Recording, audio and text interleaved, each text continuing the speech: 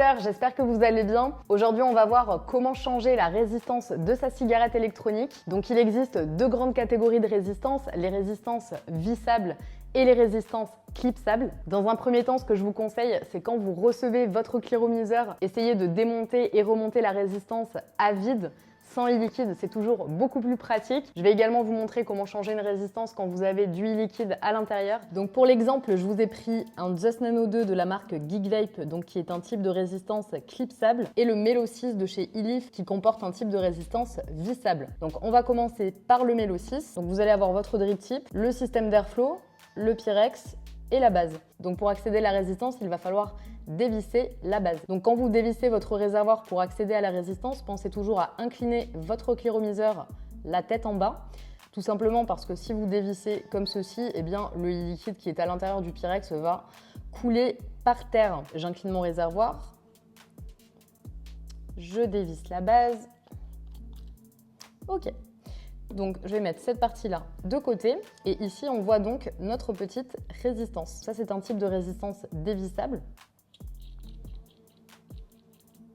Donc il faut simplement dévisser et jeter celle qui est usagée, puis remettre une résistance neuve. Donc vissez bien votre résistance assez fortement à la base pour que le contact se fasse bien. Ensuite, vous allez prendre votre e-liquide et avec la pointe de celui-ci, vous allez venir un petit peu imbiber les cotons qui sont visibles tout autour. Donc là, sur ce modèle, on va mettre 2 gouttes dans chaque coton. Vous avez 4 cotons, ce qui va faire 8 gouttes à mettre sur l'ensemble de la résistance.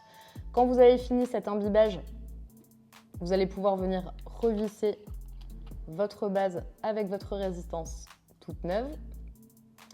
Venir remplir votre e-liquide. Du coup, quand votre résistance est neuve, l'idéal c'est de remplir le e-liquide et d'attendre en plus 5 minutes avant de vapoter. Ça va permettre à la résistance d'être parfaitement imbibée et de ne pas avoir de goût de brûlé. Donc là, on va voir un type de résistance clipsable. Au niveau de la structure du réservoir, nous allons retrouver également un drip tip, un système d'airflow, un Pyrex et une base. On incline le réservoir la tête en bas, on dévisse la base.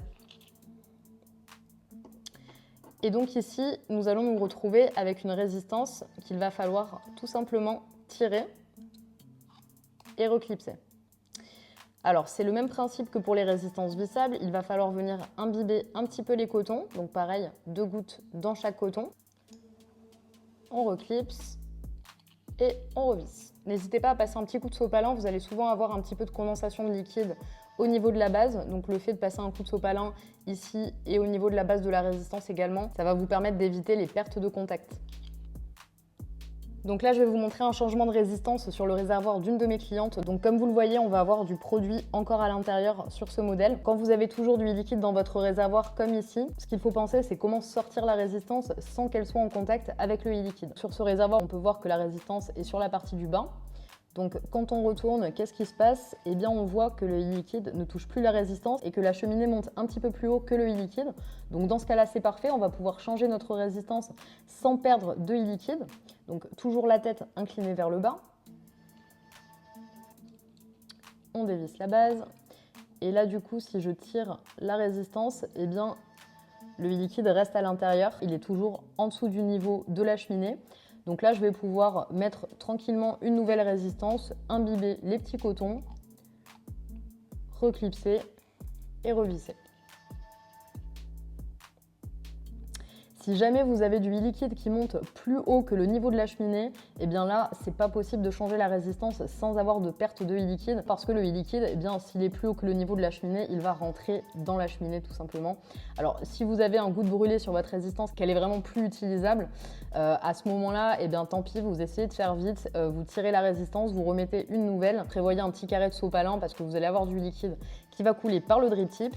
Donc vous allez tirer rapidement et remettre votre résistance et ensuite eh bien, vous allez pouvoir enlever le drip tip, enrouler un petit morceau de sopalin et puis essuyer le liquide qui est tombé dans la cheminée. Voilà, ça c'est pour le cas où vous n'avez pas le choix, il faut changer la résistance alors qu'il reste encore du produit à l'intérieur. Donc il faut savoir que les résistances c'est quand même assez simple au niveau du changement, c'est toujours le même principe, donc soit elles sont vissables, soit elles sont clipsables. Certaines résistances clipsables qui sont un petit peu moins faciles d'accès que d'autres, c'est le cas pour le Zeus par exemple où vous allez avoir une petite clé qui va vous permettre de retirer la résistance.